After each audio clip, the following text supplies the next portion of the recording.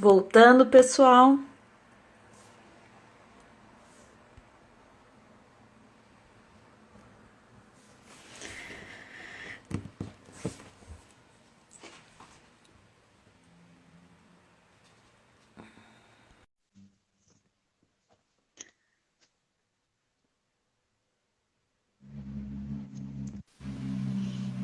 Ele corta ali. Tive que desligar a O que falta que... de educação, ele corta na cara a ligação. Não tem problema, não tem problema. Nossa, mas. E pior que eu. Bom, aí vai os comentários, né, que eu tava vendo. Tinha uma saudação lá acho que era de Pernambuco, eu tinha visto, do Vale de São Francisco, se eu não me engano. Ó, eu vi que o Wagner, o Mark, tá. Lembra da minha pergunta, Carol? Não sei qual é que é a pergunta dele. Pior que eu não vi, né? Não cheguei a ver. Manda Manda de de novo novo, aí, vai. é, Manda de novo, porque agora foi perdido, né? As perguntas ali foram manda de novo e perdidas. paga a taxa de novo agora, depois.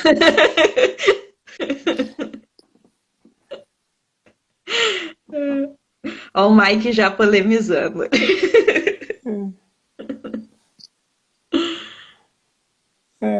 Acho que o Wagner, vamos ver, o Wagner voltou ali. Ah, Sim, voltou. Brasília, ó. ah, Então, pessoal do Brasil todo, muito bom, gente. é. Que legal. Acho Essa que aí não. vieram curtir, né? Porque eu não sei como acharam. Deve ter sido aí através de ti, né? Sim, Ó, Marcos aqui, ó. aquela ali é da família, não vale, não conta. Ah! Ó, Marcos, para solos do Sudeste, latossolo vermelho escuro, argiloso. Qual sua sugestão para porta-enxerto? Uva para vinhos.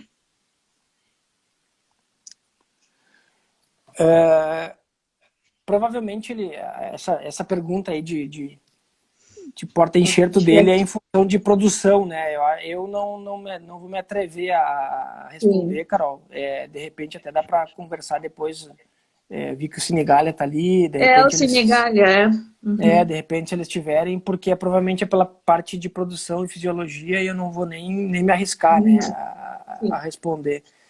Eu sei que o pessoal tem usado outros porta-enxertos, IAC e outros aí, não vou nem me atrever. Tá certo. Ele tá. Ó, Sinigalha. Fala, Marcos, comentar um pouco sobre as principais viroses da vinha no Brasil. Ah, tá. É, Diamantina, aqui o pessoal, só para. sim. Deve ser o Matheus. Deixa eu ver. É, Matheus. Isso, um abraço pro Matheus. O Matheus estava falando, essa desfolha, a gente conversa bastante com ele sobre essa questão aí, contato bastante. É,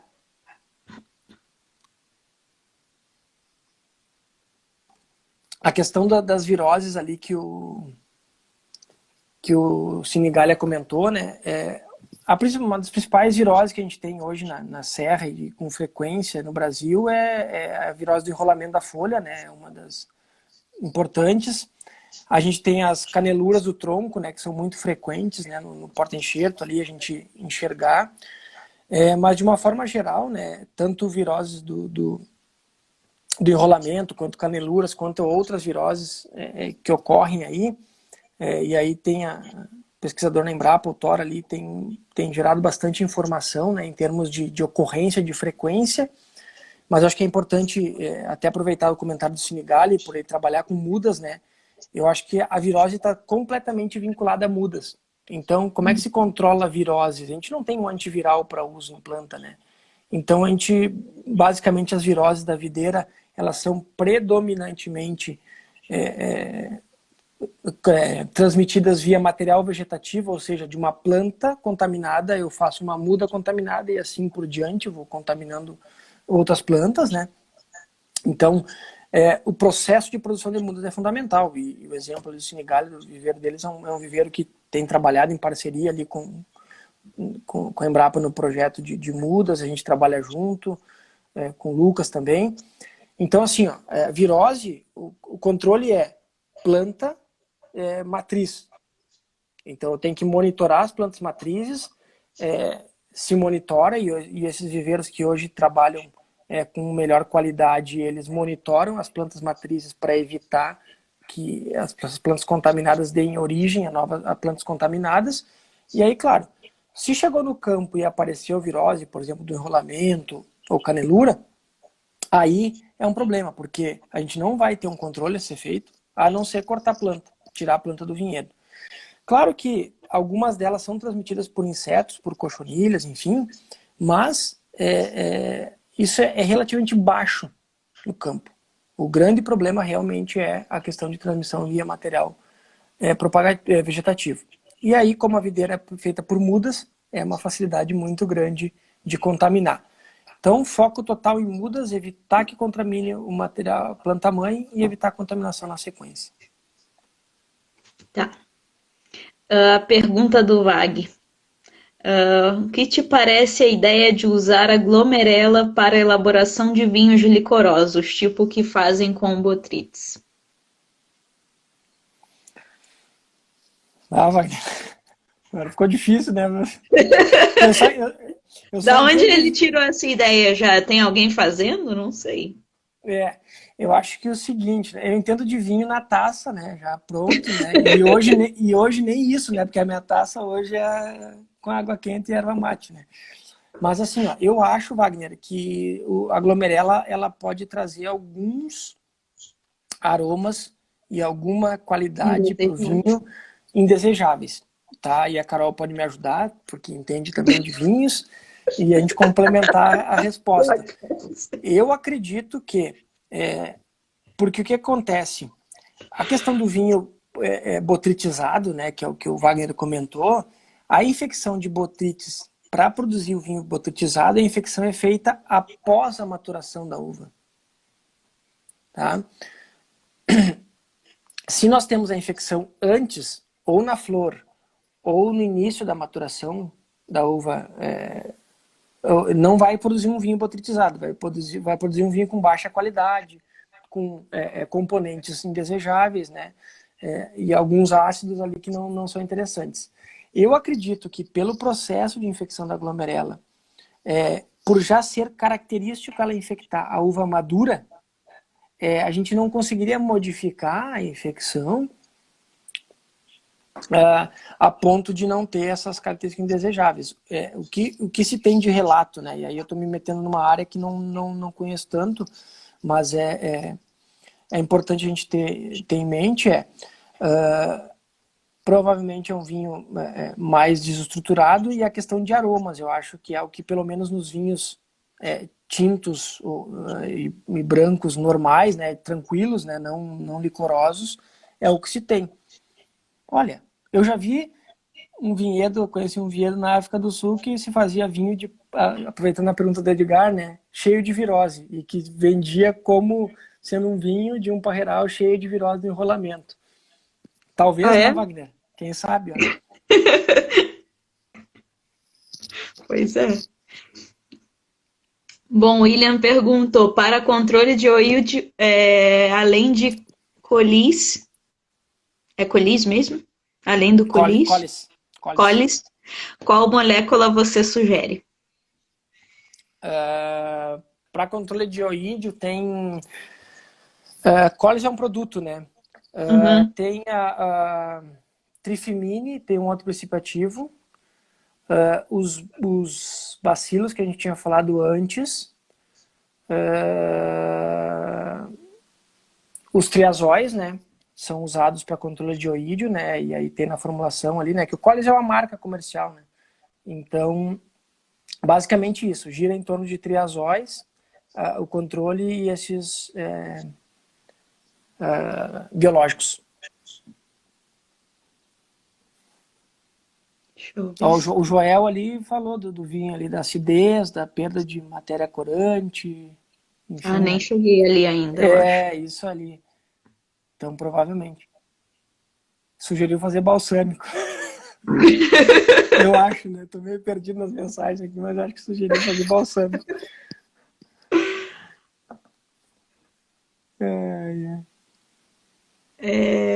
Bom, eu acho que eu ainda tô antes aqui.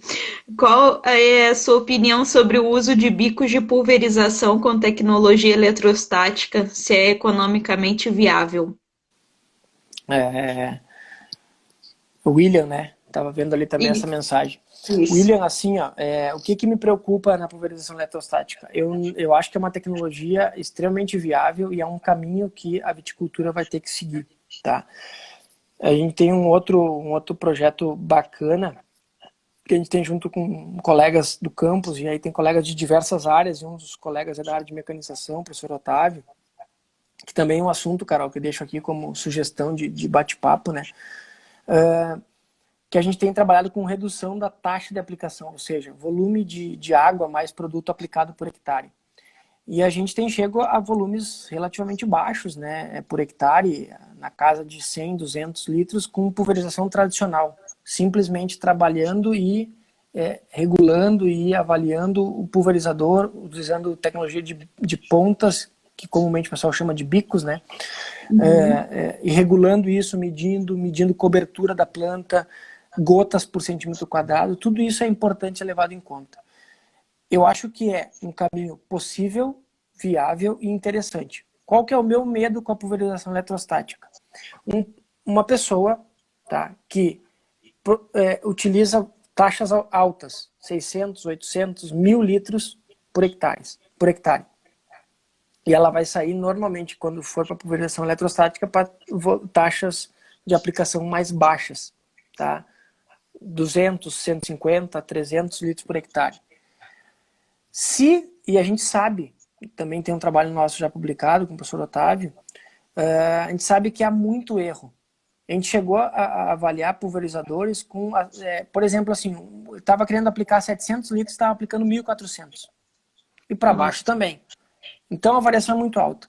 O meu medo é eu sair de uma tecnologia que eu não domino ainda bem, e aí o pessoal às vezes acha que domina a pulverização, por uma tecnologia mais avançada que requer, primeiro, limpeza de pontas e bicos constante, porque se tiver sujeira, não dá mais, não vai dar mais carga na gota, e todo o investimento no eletrostático ele foi jogado em vão, porque não tá, a gota não está tendo mais carga para ser atraída pela folha, né, e ter uma adesão melhor.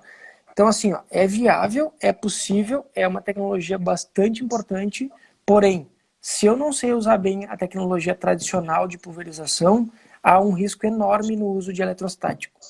E aqui eu coloco um tema que eu acho que vai ser o futuro presente, que nós já deveríamos estar utilizando o drone.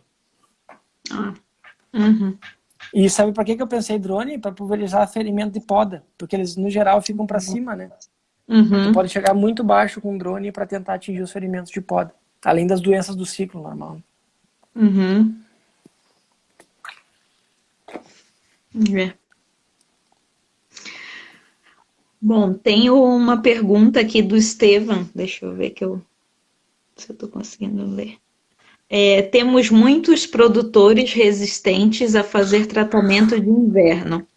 Qual a importância que você dá para tal? E qual a sua opinião sobre eficiência de inseticidas para cochonilha com a planta sem folha?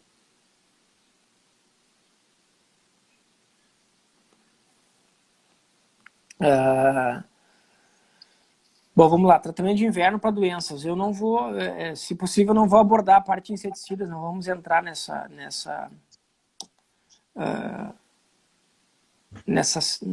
tema. Aproveitar para falar mais de doença, né? De repente, num outro tema, até com Sim, colegas numa próxima. mais específicos da parte de entomologia de insetos, né?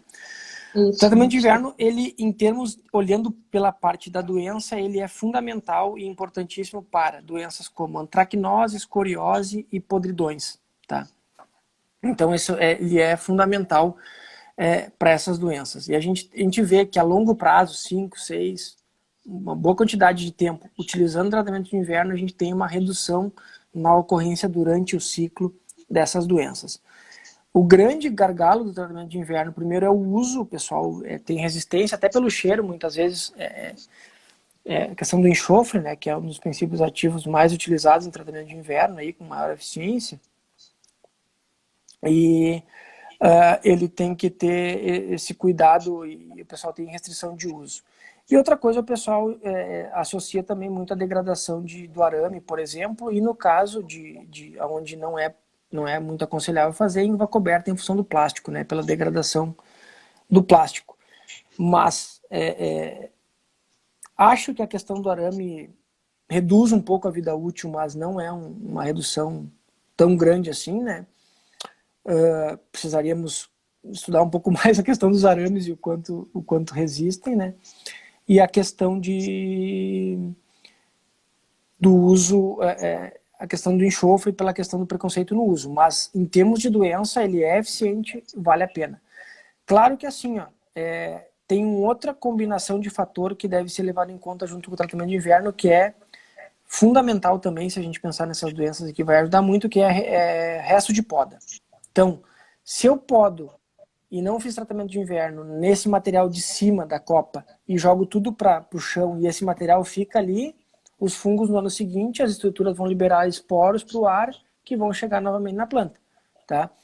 Então eu tenho que muitas vezes combinar. É por isso que muitas vezes o tratamento de inverno ele é feito e em alguns casos não se vê muito resultado. Por quê? Porque boa parte do material, primeiro que às vezes o tratamento de inverno não foi tão, a tecnologia de aplicação não foi tão boa, não atingiu onde deveria atingir os ramos, e segundo, todo o material que sobra fica na linha. Então precisávamos ter um cuidado maior com o resto de poda que fica no vinhedo.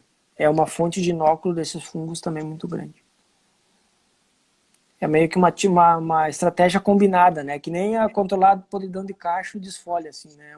São técnicas que precisam ser bastante combinadas. Uhum. Temos mais 2 perguntas. E aí depois eu acho que eu vou te liberar, porque já nos estendemos demais. Não, tranquilo. Enquanto a Cecília está dormindo, a gente consegue conversar. Bom, tem uma pergunta do Paulo. O uso excessivo dos adubos foliares podem interferir na eficiência dos fungicidas? Paulo quem? Paulo Dúlios? Não? Isso. Boa pergunta. O que acontece? Não tem essa resposta, né? Não, pelo menos não é uma área que eu estudo tanto, né? E esse uso de foliares. E eu sou bastante reticente ao uso de foliares, principalmente o uso indiscriminado, né? Onde se bota em qualquer mistura a todo momento, né? Mas assim, ó, a gente tem visto, por exemplo, que daqui a pouco o uso de fertilizantes foliares, o que acontece? Tu causa um desbalanço nutricional na planta. E esse desbalanço nutricional acarreta um estresse fisiológico na planta que pode, muitas vezes, não afetar a eficiência do fungicida, mas afetar a suscetibilidade da planta e a infecção do patógeno. E aí, claro, quanto mais favorável ao patógeno, mais difícil é para o fungicida funcionar. A gente tem que ter sempre em mente que quanto mais patógeno tiver e mais condição favorável ao patógeno ocorrer, mais difícil é do fungicida ter ação. Então, por exemplo, um fungicida que tem 100%, digamos, de controle numa condição, ele pode diminuir a eficiência numa condição de muita pressão de inóculo, que a gente chama, e condição favorável à doença. Isso é natural, ocorre com a resistência de planta também, tá? E um outro caminho possível de afetar, aí sim, afetar diretamente o fungicida, mas aí é um caminho relativamente mais fácil de resolver, que é esse fertilizante foliar, ele modificar as condições da cauda de aplicação. E aí a gente sabe que a variação, principalmente de pH na cauda, pode mudar a eficiência, pode alterar a eficiência dos fungicidas, tornar a eficiência de algumas horas para minutos. E aí a gente tem problemas sérios de mistura de produtos que alteram o pH. Infelizmente, como é que eu sei a resposta disso? Somente testando isso e conhecendo, né? E hoje o mercado de fertilizantes foliares, ele é enorme. Então, precisaria conhecer o fertilizante foliar Isso. Um dos fertilizantes foliares mais utilizados na agricultura é o próprio fosfito, né? Então é um fertilizante foliar que tem efeito no controle de doença, né? Pela questão da fisiológico do ácido fosforoso na planta, tá? Então, só que também o pessoal às vezes usa excessivamente em todas as aplicações. Então a gente também ocasiona problemas em função do uso excessivo. Uma mensagem, aqui não é a última pergunta, mas uma mensagem importante quanto a isso. Use fungicida químico, use fungicida biológico, produto biológico, use fertilizante foliar quando necessário. Eu acho que esse é o principal ponto. Eu acho também que tem que ter observação, né? Não adianta querer fazer as coisas, de fazer em excesso, né, para prevenir isso, que eu acho que é um grande mal, né, que tem. Pelo menos aqui, assim, né, tem essa cultura, né, não sei se é em todo o mundo. Não, o pessoal...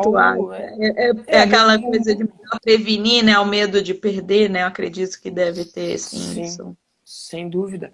É que muitas vezes essa questão da mistura, o pessoal torna como hábito, né, fazer misturas.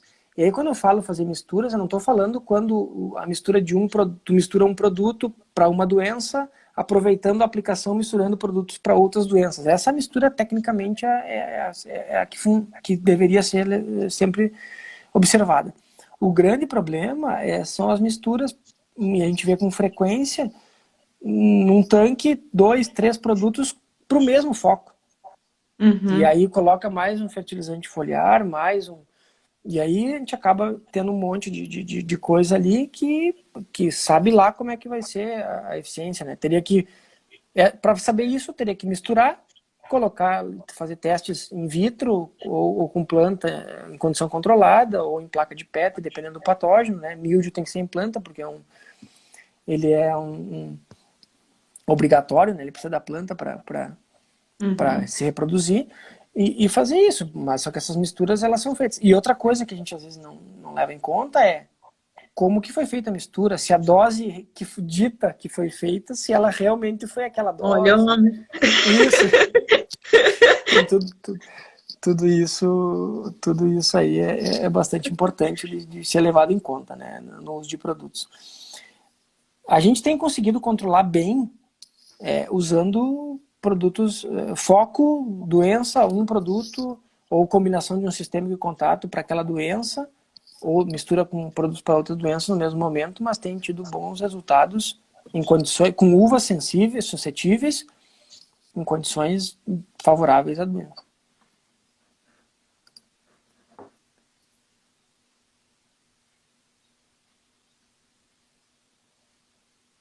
Deixa eu ver. Bom, tinha mais uma pergunta aqui, Marcos. Eu nem sei o que significa essa palavra, então... Vamos lá. Em relação ao uso de elicitores, é isso? Ah, sim, elicitores, aham. O que teria de novidades e maior potencial para controle de míldio?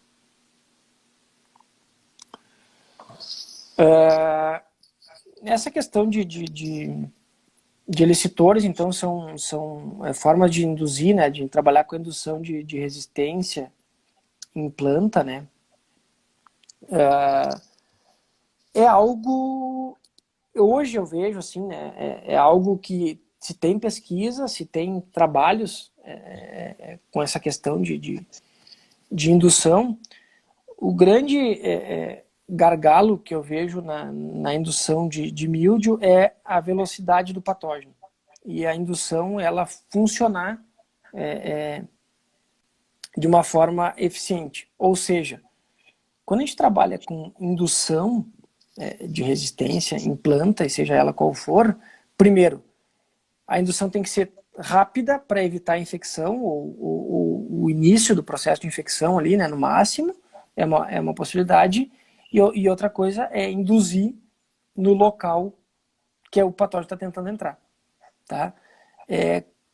Para míldio, se tem trabalhos, obviamente, inclusive indutores biológicos, micro-organismos e tudo mais, mas hoje eu não vejo um potencial de uso a médio prazo, por exemplo, na agricultura em regiões onde o míldio é um problema grave como a nossa.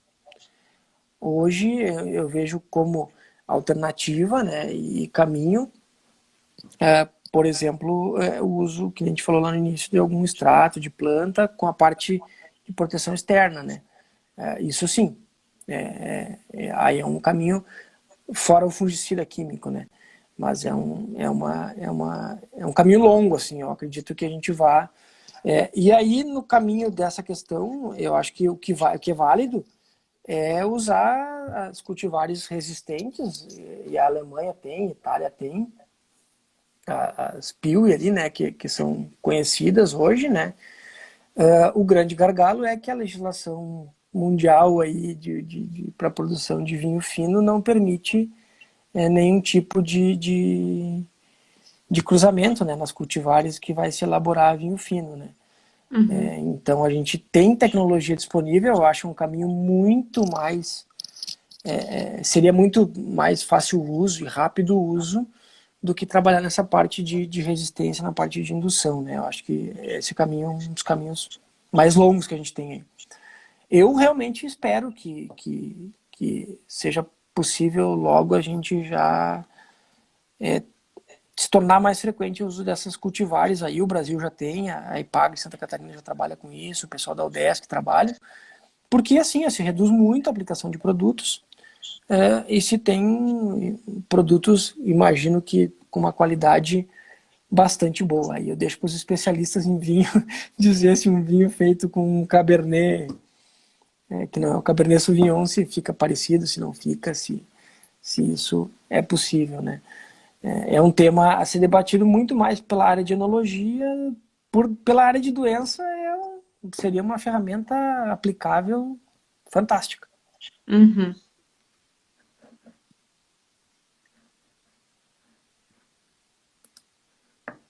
Deixa eu ver o comentário aqui, seu amigo. Um comentário aqui. Quem que é? Alexandre Meta. Ah, sim. Alexandre Guimarães. Um abraço, Alexandre. Estou tentando ler aqui porque fica na minha imagem. Eu cheguei atrasado e não sei se você comentou sobre os biológicos. Então aí vai uma pergunta. Quais ativos biológicos estão sendo empregados nas videiras no Rio Grande do Sul? Então a gente já falou relativamente bastante, né, Alexandre, dos bacilos. É um uso bastante grande, e até pela disponibilidade de produtos e registro e tudo mais. E a gente tem adotado bastante o uso de tricoderma em plantio. E aí eu aproveito para falar de tricoderma também nos amigos aí que estão nas redes sociais privadas, mandando mensagem que eu só falo de bacilos, né? Então, falar de tricoderma, que também é um micro-organismo que eu trabalhei bastante. O Alexandre foi colega de pós-graduação aí, trabalhou com tricoderma e trabalha ainda hoje, né? Bastante aí. A gente tem trabalhado bastante. Hoje, eu não vejo, por exemplo, uma implantação de um vinhedo sem uso de micro-organismo, sem produto biológico, para tratamento de raiz e solo na cova, né? E o tratamento que eu vejo como mais fácil, rápido e relativamente acessível, barato ao produtor, é molhar mesmo, né? Colocar as raízes de molho antes de plantio, quando a gente trabalha com raízes que a maioria das mudas de videira, né? Raiz nua, né? Uhum. E em alguns casos, se tem uso de muda com tubete, tipo muda de eucalipto, né? Dá para colocar o micro-organismo lá no substrato já, né? Já é mais fácil ainda, né? O micro-organismo fica num ambiente bacana. Mas resumindo, Alexandre, tricoderma e bacilos é o que se tem usado. E bacilos, inclusive, no uso no solo, né? Os casos para manejar.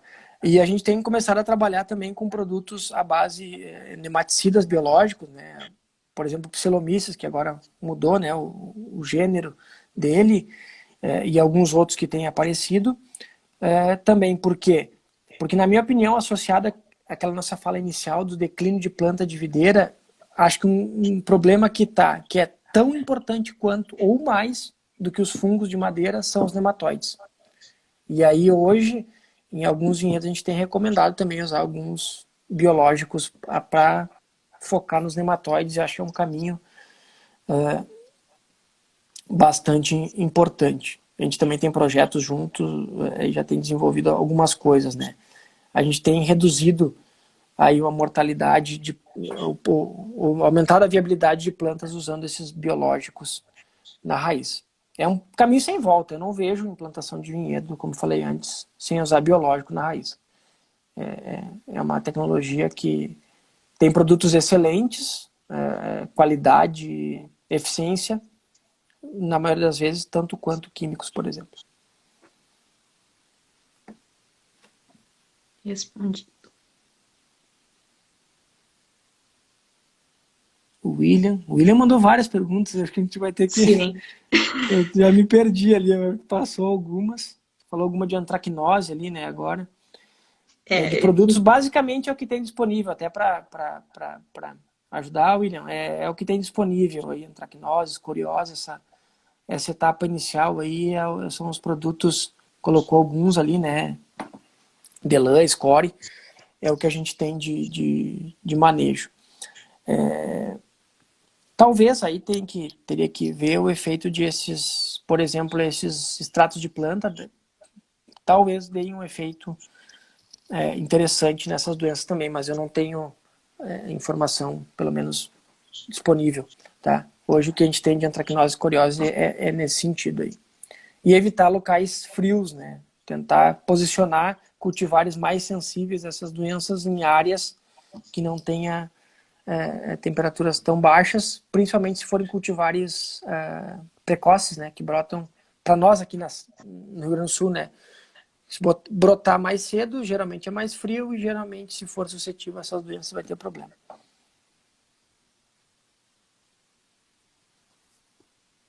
Bom, Marcos, acho que vamos encerrar, senão vamos ter que finalizar outra. E assim a gente deixa o assunto para uma próxima, né? Não, tranquilo, Carol. Até estava olhando que hora que era, são 10h30, né? Daqui a pouco Não, a Cecília acorda também. Aí nós não vai ter que fazer, né? Vai ter que... Mas tranquilo, Carol, eu fico à disposição aí. Muito rica, uma baita aula, Marcos. Olha, acho que o pessoal aproveitou bastante mesmo. Ó, o pessoal gostou muito, ó. Baita, vai. E as perguntas não tem ensaio nenhum, né? Porque Não tem. Bem na hora, assim, né? Aqui quem sabe faz ao vivo. Então, de repente, algum tema que o pessoal reportar a ti, né, Carol, pelo canal, que tu queira, a gente queira explorar um pouco mais e trabalhar, fico à disposição aí nessas linhas que a gente tem trabalhado aqui, bem tranquilo. Ó, sucesso aí, o pessoal adorou. Viu, pessoal? Se vocês quiserem aí, de repente, alguma doença mais em específico, doença de tronco ou controle biológico, né, Marcos, aí? Ou essa questão de épocas de aplicação, enfim, né, que a gente conseguiu abordar um pouco, né, mas é uma atividade bacana. Vou fazer uma propaganda aqui rápida. Sim. Uhum. Tem um livro bem recente que foi publicado Travou. Agro, que é o uso de tricoderma na agricultura. Ele está disponível em PDF na internet e tem um capítulo sobre tricoderma em videira, o uso de tricoderma em videira que a gente escreveu. Se alguém que perguntaram a parte dos biológicos ali, né, tiver interesse, além das outras publicações que a gente tem, é um livro bem recente, saiu agora e interessante. Tem Onde que acha, Marcos? É no site da Embrapa. Eu posso... fizer a busca no Google, o livro Uso de Tricoderma na Agricultura, aliás, tricoderma, uso na agricultura, e Embrapa, alguma coisa assim, vai achar o link de acesso, né? Porque é possível baixar o PDF. E aí tem o uso de tricoderma em diversas culturas. De repente, alguém que está assistindo aqui, que trabalha com outras coisas, a gente está falando de uva, mas o pessoal tem outros interesses, né? Uhum. É um livro bem bacana, traz um histórico aí de uso desse fungo. É um dos, sem dúvida, é um livro em português, é um livro que aborda a tricoderma de uma maneira bem bacana. Uhum. Não, vou. Se alguém não achar, depois qualquer coisa me manda uma mensagem aí que eu vou atrás e Uhum. aí, né, Não, tranquilo, a gente disponibilizo, pode, né? sim, sim, mas no Google ali, se botar essas palavras aí, com certeza vai aparecer como primeiro, segundo link de acesso ali, vai aparecer. Ah, bacana. Tá ótimo, Marcos. Muito obrigada mesmo. Então tá, Mas Carol, muito não obrigado. vamos encerrar, vai ser um até logo, porque eu tenho certeza que vamos fazer mais lives. Então Eu vou tá, aproveitar. tá bom. Carol, um abração, obrigado pelo convite, fica à vontade. Realmente foi uma felicidade muito grande poder falar de doença e poder rever e ver comentários e as pessoas aí, pessoas conhecidas aí, tem um carinho bastante grande e obrigado pela fala inicial lá. A gente sempre fica muito, Imagina, muito feliz. imagina, Marcos. Foi de coração, é verdade. Então tá. Obrigada, Marcos. Obrigado, um abração aí. Boa noite a todos. Boa noite, E obrigada. se cuidem com o Covid, com a Covid. Sim, É muito sim, importante, vamos se proteger. verdade, verdade. Obrigada, Marcos. Um Um abraço, beijo aí obrigado. na Tchau, tchau. família. Tchau, fiquem Tchau, bem. tchau. Beijo. Tchau, beijo.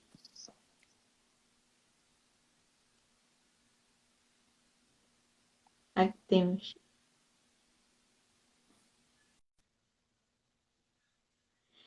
Gente, muito obrigada. Eu vou sim aceitar que eu já tinha pensado nessa sugestão aqui do Falando em Vinhos, das variedades. Eu vou já estar aqui anotado já para o próximo, uma sugestão de tema para as próximas lives. E sim, eu vou disponibilizar a live no YouTube, tá, gente? Então, agora que eu aprendi a salvar, eu vou sempre colocar as lives no YouTube, porque assim, mesmo para quem acompanhou, é bom, assim, sempre é bom a gente rever, né? Então, vai ficar lá, tá? E se vocês quiserem indicar também, indiquem, mandem aí pro pessoal, vamos compartilhar, porque é muito conteúdo bom, tá, gente? Então é isso, muito obrigada aí para quem ficou aí até o final, foi ótimo. E é isso, gente. Boa noite e viva o vinho brasileiro. E vamos nos cuidar. Um abraço, boa noite.